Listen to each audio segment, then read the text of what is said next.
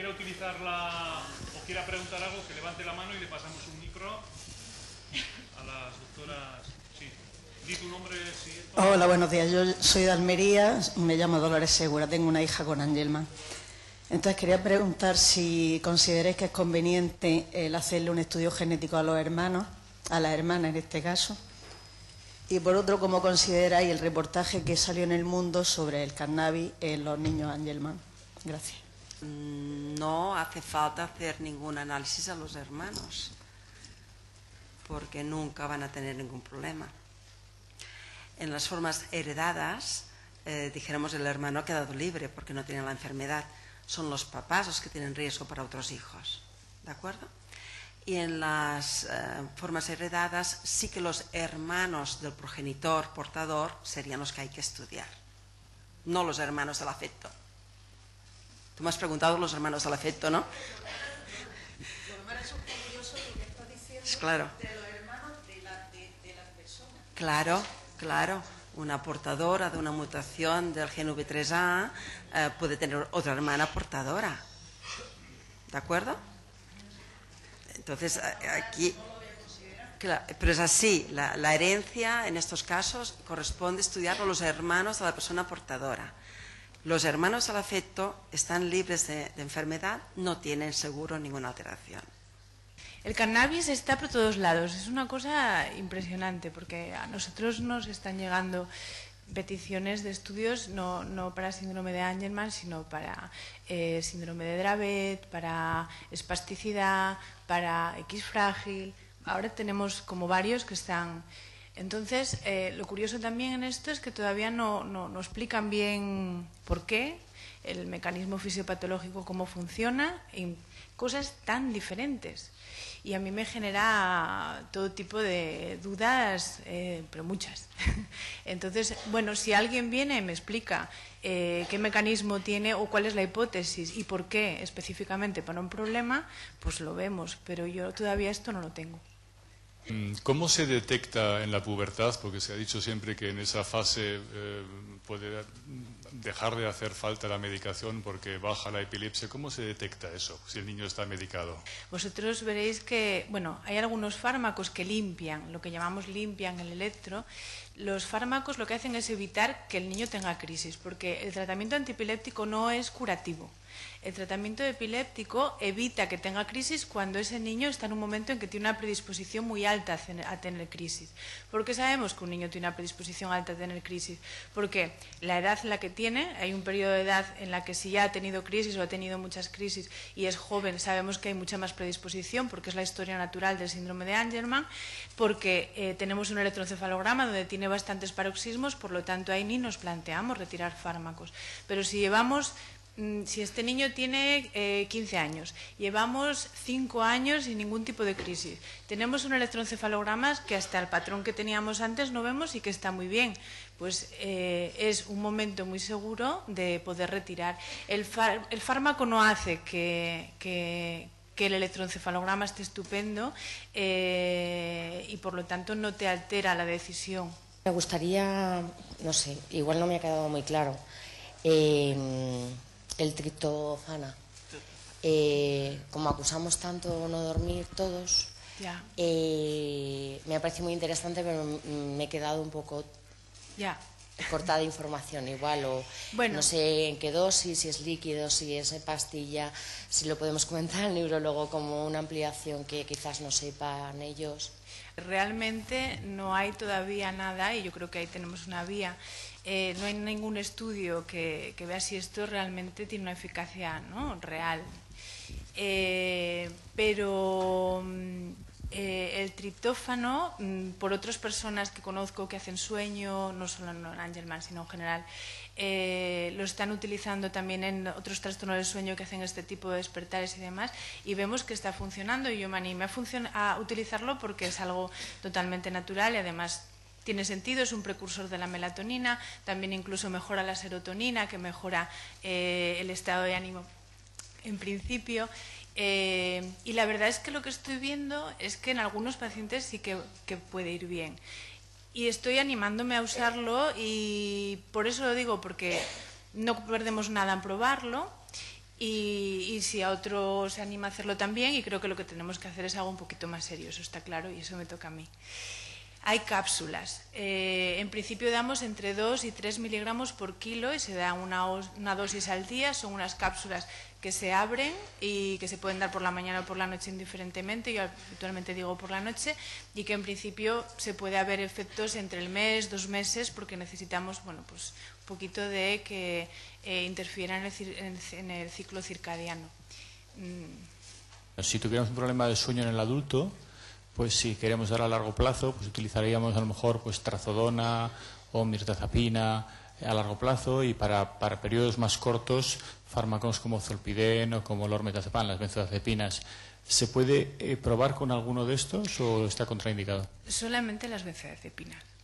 Y las benzodiazepinas, las benzodiazepinas, y luego es lo que comentaba antes, que en los niños que tienen trastornos de conducta importantes, pero relacionados con que realmente creemos que tienen un trastorno dentro del espectro autista y que no va bien, con pautas, que la conducta va muy mal, estos niños también no hay repercusión en el sueño.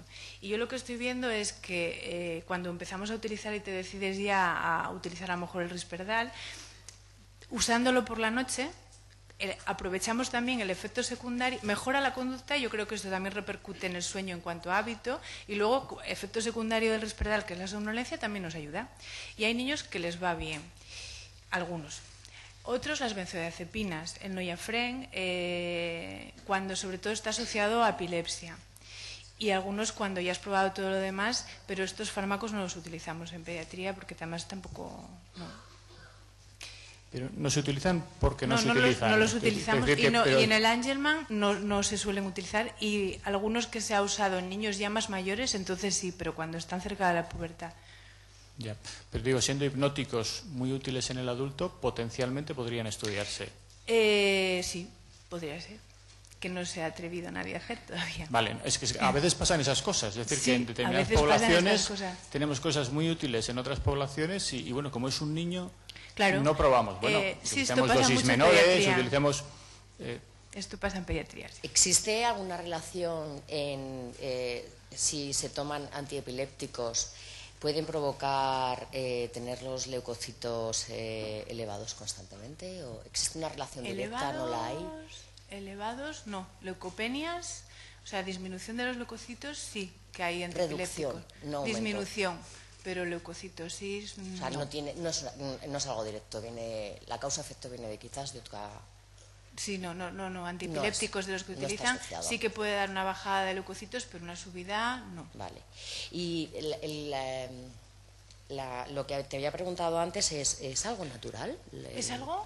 Es algo natural el triptófano, sí. Es como la melatonina, que es como la melatonina. A partir del triptófano tendremos la melatonina, vale. Y es algo, sí, tranquila. Nos dijeron que cuando las crisis están controladas en niños mayores, si les quitas la medicación y luego les vuelven a dar, esa medicación no haría efecto. No, para nada, ¿eh? Esta medicación, o sea, tú no, porque has tomado una medicación, luego la has dejado de tomar, no pierdes tolerancia, no haces una tolerancia a esa medicación. Después puede ser otra vez eficaz. Si volvieran las crisis, ese medicamento seguramente no sería efectivo. No es así, para nada. Es que a mí me han propuesto irse retirando, pero claro, me da miedo porque costó mucho controlar las crisis, a que le vuelvan a dar, que tiene 20 años, y luego no se puedan controlar. Pues puedes estar totalmente tranquila, que después si lo necesita es eficaz. Vale, gracias. Respecto a lo que has estado contando de las investigaciones que estáis haciendo en Taulí, me ha quedado muy claro que no me ha quedado muy claro, quiero decir, en la hipótesis que lanzabas es que no habéis sacado ninguna conclusión efectiva, o al revés. Es que no me he enterado mucho. Si me pudiera repetir las conclusiones de la investigación. Es que no ha terminado la investigación, está justo en la fase inicial. O sea, lo que queremos decir es que, claro, los estudios de secuenciación masiva han sido muy útiles estos últimos 2 o 3 años en síndromes descritos con anomalías, por ejemplo, físicas claras, con nombre propio porque los clínicos lo diagnosticábamos, pero que no se conocía el gen. Entonces tú tienes una muestra muy pura de comparación. Y cuando haces una secuenciación masiva, pues descubres que el grupo, aquella muestra, va repitiendo fallos en un gen concreto. Entonces dices y concluyes, haciendo estudios funcionales y tal, ese gen es el responsable del síndrome tal o síndrome cual. En la discapacidad intelectual la cantidad de genes es altísima y los fenotipos son muy, muy variados. Como partíamos de que en el síndrome de Angelman, a raíz de conocer todos los mecanismos que os he comentado, nos quedaba un subgrupo de un 10% que cumplía criterios y en cambio no encontrábamos nada, nosotros nos planteábamos, pues vamos a conseguir una muestra lo más pura posible y a ver si somos capaces de identificar esta situación.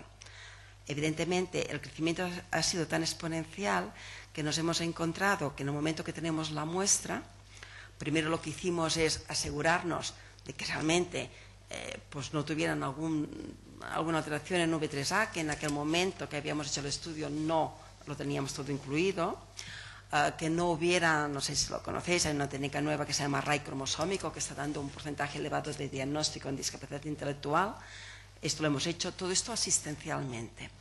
Pero cuando ya hemos entrado en el estudio de esta muestra de 16 pacientes, nos encontrábamos que ya teníamos una serie de genes identificados dentro de este fenotipo síndrome de Angelman. Y también ya los hemos excluido, haciendo exoma. Pero ahora la muestra ya está limpia, está correctísima. Ahora vamos a ver si conseguimos identificar el gen que podría ser común. Y por ello pues hemos de filtrar más ahora con las muestras de los padres, ¿de acuerdo? En efecto causa la ingesta del Depakine con las alteraciones tiroideas.